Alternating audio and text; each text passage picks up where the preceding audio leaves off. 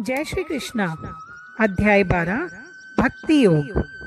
इस अध्याय में हम साकार और निराकार के उपासकों की उत्तमता का निर्णय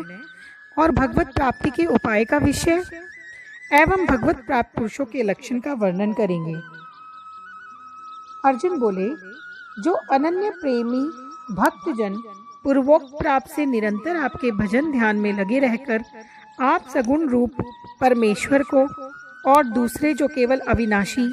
सच्चिदानंद घन निराकार ब्रह्म को ही अति श्रेष्ठ भाव से भजते हैं,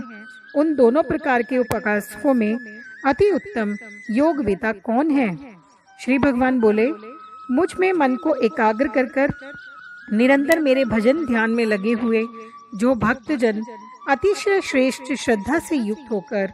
मुझ सगुण रूप परमेश्वर को भजते हैं, वे मुझको योगियों में अति उत्तम योगी मान्य हैं। परंतु जो पुरुष इंद्रियों के समुदाय को भली प्रकार वश में करके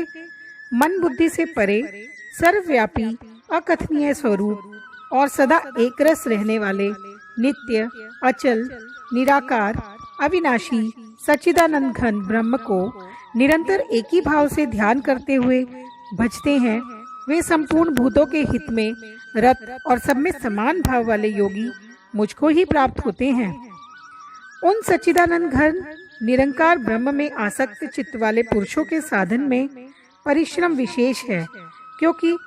देहाभिमानियों के द्वारा अव्यक्त विषयक गति दुख पूर्वक प्राप्त की जाती है। परंतु जो मेरे परायण रहने वाले भक्तजन संपूर्ण कर्मों को मुझ में अर्पण करके मुझ सगुण रूप परमेश्वर को ही अनन्य भक्ति योग से निरंतर चिंतन करते हुए भजते हैं। हे अर्जुन,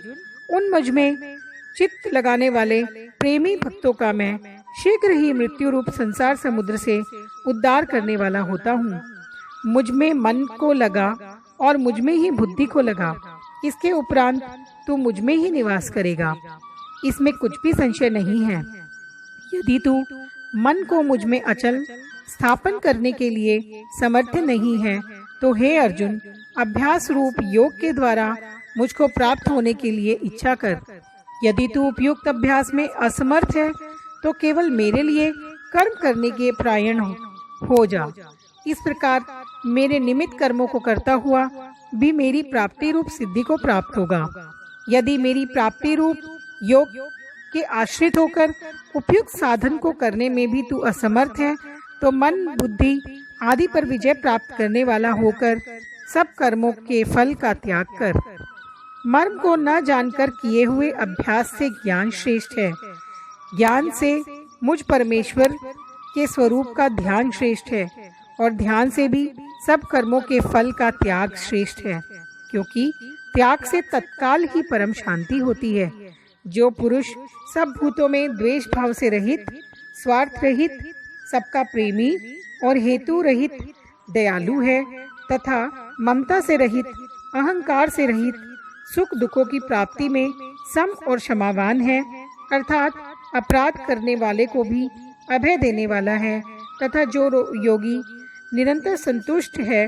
मन इंद्रियों सहित शरीर को वश में किए हुए है और मुझ में दृढ़ निश्चय वाला है, वह मुझ में अर्पण किए हुए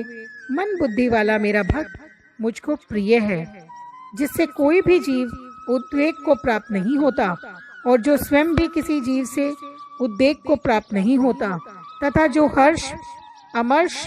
भय और उद्वेगादि से रहित है, वह भक्त मुझको अत्यंत प्रिय है। जो पुरुष आकांक्षा से रहित, बाहर भीतर से शुद्ध, चतुर,